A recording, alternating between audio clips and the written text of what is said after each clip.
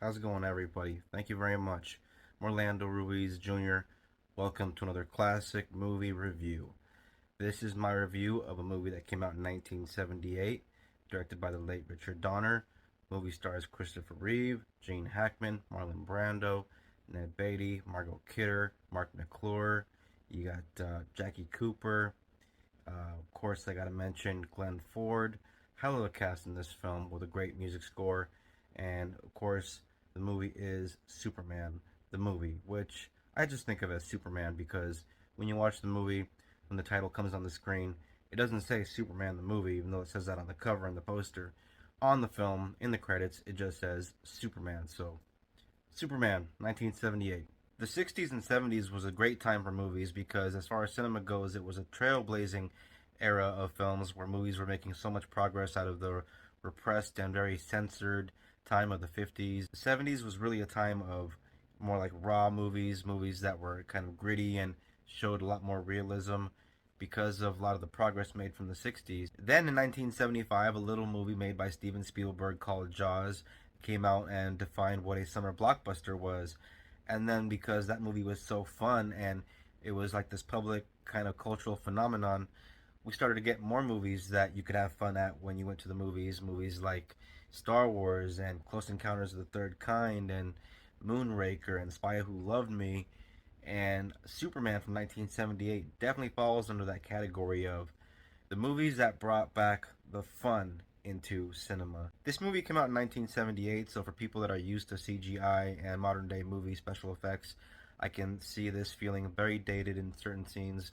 There are a lot of scenes with models where you can tell you're looking at models, but in general, as far as the special effects in terms of the flying scenes, they really pull off the flying stuff. And there are some shots where, it might not do it for you, but overall, I think the special effects hold up great in this movie for a late 70s film. One scene in particular, I gotta say, that is pretty laughable in the film regarding the special effects is a scene where a young Clark Kent is running alongside a speeding train.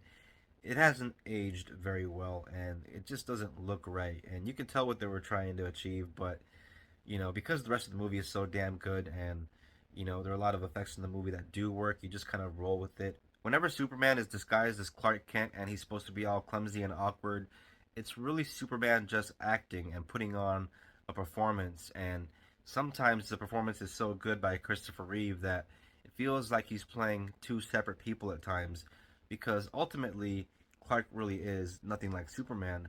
And that's the genius of this performance. When it comes to action movies or comic book movies, the best ones are usually as good as the villains in those films.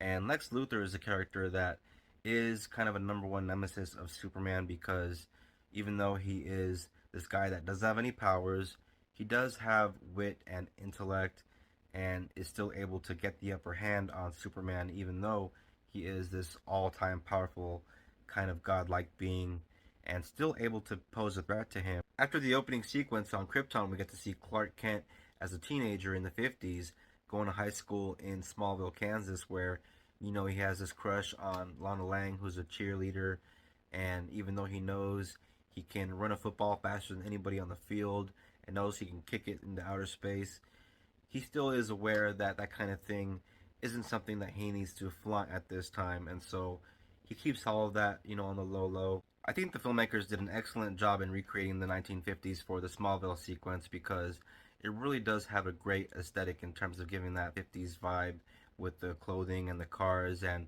the use of Bill Haley and the Comets song Rock Around the Clock Tonight in the film really is a nice touch in giving it that 50s feel. As soon as the story moves to Metropolis, the film feels more like a living comic book in terms of the performances and certain characters having their own theme music, like the character of Otis, who is one of the underlings of Lex Luthor, played by Ned Beatty, who very famously was, rammed in the woods in Deliverance. Superman and Lois have their own little love theme in the movie. And of course, as far as themes go, there is the theme of him always having to save her because she's always getting herself into trouble because she is this reporter that will do anything for a story, which includes putting herself in danger, which happens quite often in these movies. And, Jimmy Olsen, young Mark McClure, who later on went on to be Marty McFly's older brother in Back to the Future. There's a great little section of this film where after Superman reveals himself to the public for the first time in Metropolis, he's basically doing one thing after another, like catching crooks left and right, rescuing cats from trees for little girls, helping out planes that are in the sky that are about to crash. The John Williams Superman score is one of the all-time great movie scores in cinema history as far as I'm concerned. And some people might not care for this scene in the film where there's a little poem recital by Lois Lane in a certain scene where they're flying and her inner monologue is coming out, well, it's, like this voiceover basically. And so, that might be kind of corny for some people. Christopher Reeve absolutely nailed the part of Superman and Clark Kent and looks great in the Superman suit. And he's just fun to watch. He's very endearing and, he has this very sincere feeling in his line delivery. There are many things to love about this movie. Of course, the great music score, which I already mentioned from John Williams. There is the great vision and direction by Richard Donner, the performances by all the actors involved. But even though it is one of those great movie experiences that I cherish whenever I rewatch this film, I can still recognize that this movie has certain flaws. Maybe whether it's some of the effects that don't look great in certain scenes, or the ending of the film, which is something that can be debated in terms of logic. Because for those that haven't seen the film, I'm not going to spoil it, but there is something that happens at the end that is pretty ridiculous. Even though I have my gripes of the execution of the ending of this film, I still recognize this movie as a very important movie for the comic book genre because it did really put the genre on the map and gave it some clout and some respect and paved the way for 1989's Batman to come along 11 years later and really blow the lid wide open for the comic book movie genre. The great thing about this movie is you can watch it with the whole family. You can watch it with your kids. You can watch it with grandma, grandpa. It is a movie for all ages, all generations, and it is a timeless classic. It is a 4-star classic. 1978's Superman from the late great Richard Donner. You can definitely find this on streaming. This being a Warner Brothers film, more than likely you can find it on Max. But if you want to get yourself a hard copy while they're out there, they are out there for the time being. And of course, that time is more and more limited these days. My copy of the Blu ray right here, as you can see, Christopher Reeve as Soups there. And yeah, down here you got Lex Luthor, Gene Hackman.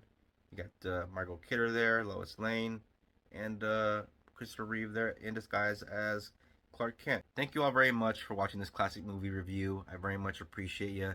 If you're into classic movies, if you're into this kind of thing, hit the bell, subscribe.